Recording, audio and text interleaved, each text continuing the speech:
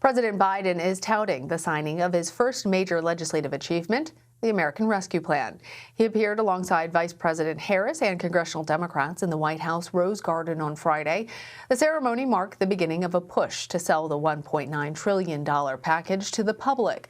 The president says the bill will lift millions out of poverty. And beginning next week, he and the vice president will take that message on the road. The American Rescue Plan will also help boost the country's vaccination capacity by upping the number of vaccinators. Under the legislation, more medical professionals, military members, even dentists and veterinarians will help to administer shots. That should help meet another one of the president's goals, making every American adult eligible for the vaccine by May 1st. CBS News Chief White House correspondent Nancy Cordes has more. Here is one of the first direct payments from the IRS. It popped up in a bank account today. The funds still pending for a couple of days. We are showing it's possible to get big, important things done. In the White House Rose Garden, President Biden and a group of socially distanced Democrats celebrated their passage of the law that made those payments possible, the $1.9 trillion American Rescue Plan. This legislation includes the biggest investment in child care since World War II. That's not hyperbole, that's just a fact. Today, governors on the left and right said they can meet Mr. Biden's new directive to make all adults eligible for the vaccine by May 1st, but only if they get more doses. I think getting to the president's objective is absolutely doable, but it's going to require a significant increase in available supply. Federal officials say weekly allocations should grow from 16 million doses now to 24 million by early April.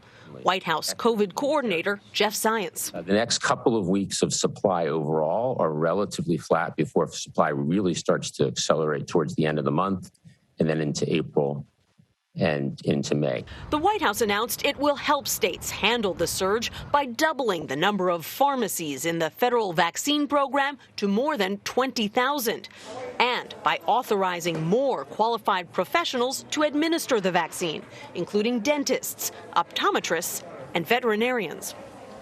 And Nancy joins us now from outside the White House. Nancy, it's good to see you. As you mentioned in your story, stimulus payments are already starting to roll out. How long could this process take? And are there specific groups of Americans that are receiving their payments first?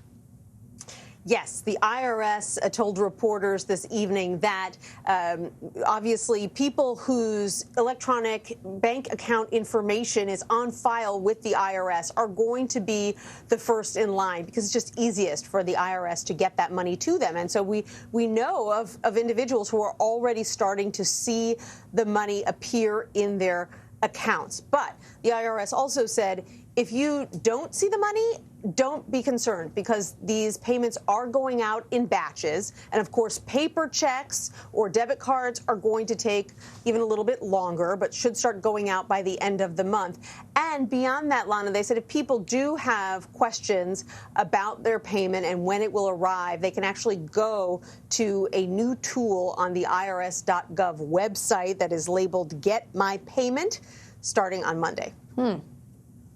Oh, really helpful information, Nancy. Well, we know that the president and vice president are going to be hitting the road next week to promote the American Rescue Plan.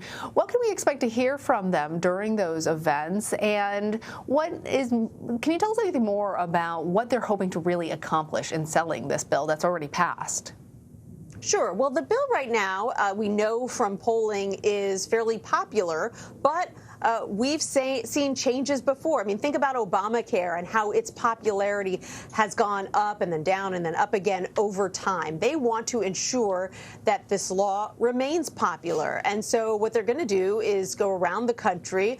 They've got a lot of swing states on their schedule next week, so that should tell you something. And they're going to sell the various parts of the bill, remind people about what's in it, the parts of the bill that will benefit them, money to state and local governments, tax credits, money for schools. You know, people have not necessarily been paying attention to the debate over this law.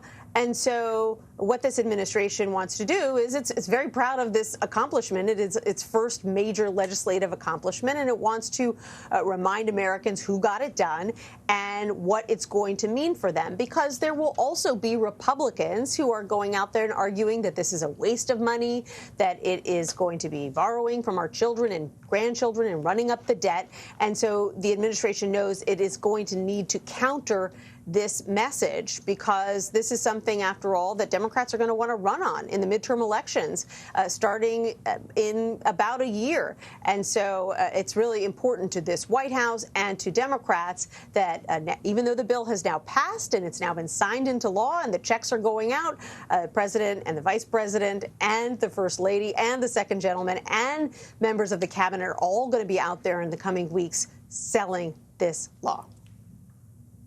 Yeah, Republicans and Democrats both intend already to run on this. Nancy, I want to ask you something more about the news that the president made last night, saying that he's directing all states to make the vaccine available to every single adult who wants one by May 1st. Previously, each of the state governors were making up their own plans about which priority groups should get it next and how that needs to be rolled out. Do we know if state governors are actually on board with the president's plan to make this happen on May 1st?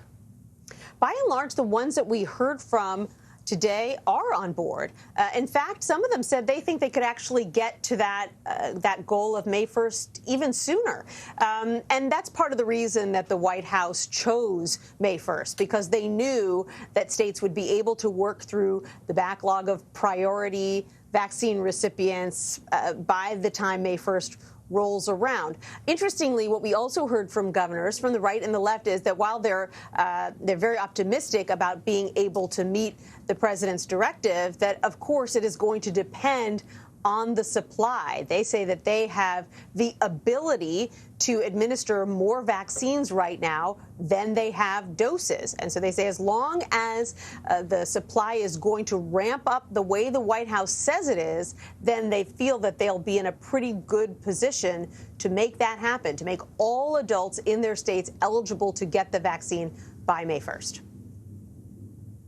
All right, Nancy, one last question for you. What is the Biden administration's next major legislative priority? That is a great question. They won't tell us. And in fact, they say they're not really going to talk about it much over the next couple of weeks, because they want to keep the focus on what they see as this major accomplishment, passing and signing the American Rescue Plan. But there are enough clues that have piled up, Lana, that I think we can safely say that it is probably going to be a big infrastructure spending package. All the signs on Capitol Hill here at the White House point to that being the next big thing on the agenda. And interestingly, infrastructure has long been an issue that brings Democrats and Republicans together. Right. For years, both sides have been saying they want to do a big infrastructure package, but it never really got off the ground, partly because the Trump White House, as much as it liked to say that it was bullish on infrastructure, never really put out its own legislative proposal. This time around, we are expecting that this White House will do so with the help of House and Senate Democrats. The question will be whether Democrats and Republicans can agree on how to pay for that big package, because just like the bill that just got signed, it's going to be a $1 or $2 or $3 trillion bill. And chances are that Republicans are going to want it all to be paid for with cuts somewhere else. And Democrats are going to argue that this is going to spur investment and spur the economy, and that it will eventually pay for itself. So whether they can meet in the middle, whether they can agree on exactly how this bill can and should be funded, that remains to be seen. Lots of questions still. All right, Nancy, thank you. You're welcome.